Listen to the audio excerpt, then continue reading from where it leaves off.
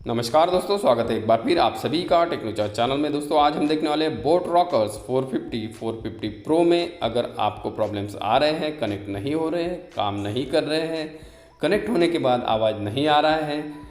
या फिर sudden disconnection हो जा रहा है, ऐसे कोई भी प्रॉब्लम हो या फिर आप इनको सिंपली रीसेट करना चाहते हैं तो इस वीडियो को पूरा देखिए और आपके जो भी प्रॉब्लम आपको आ रहे हैं उनको सभी को दूर कीजिए।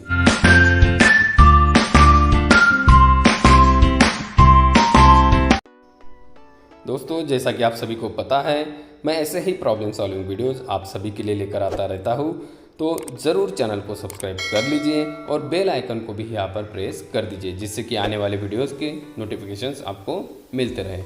तो आज के इस प्रॉब्लम के बारे में जो हम बात कर रहे थे, इसमें आपको सबसे पहले ये करना है दोस्तों, फ़ोन की ब्लूटूथ पेयरिंग लिस्ट में जाना है और इस बोट रॉकर्स 450 को यहाँ पर पेयरिंग लिस्ट में से रिमूव कर देना है। पेयरिंग लिस्ट में से इसको फॉरवर्ड कर देना है और फ़ोन को रिस्टार्ट कर देना है।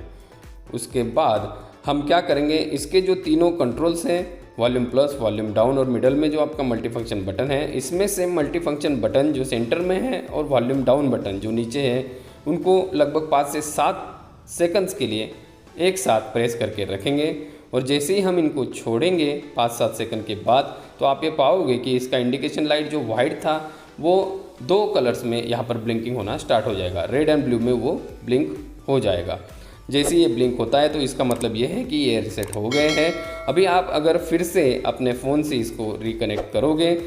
तो आप ये पाओगे कि आपका कनेक्शन हो रहा है या फिर जो जो प्रॉब्लम्स आपको आ रहे थे वो सारे के सारे यहाँ पर दूर हो गए हैं। वीडियो अच्छा लगे, प्रॉब्लम सॉल्व हो जाए तो ज़रूर कमेंट्स में लिखें, नहीं होता है तो भी लिखिए। धन्यवाद दोस्तों, स्टे कनेक्टेड, स्टे चार्ज।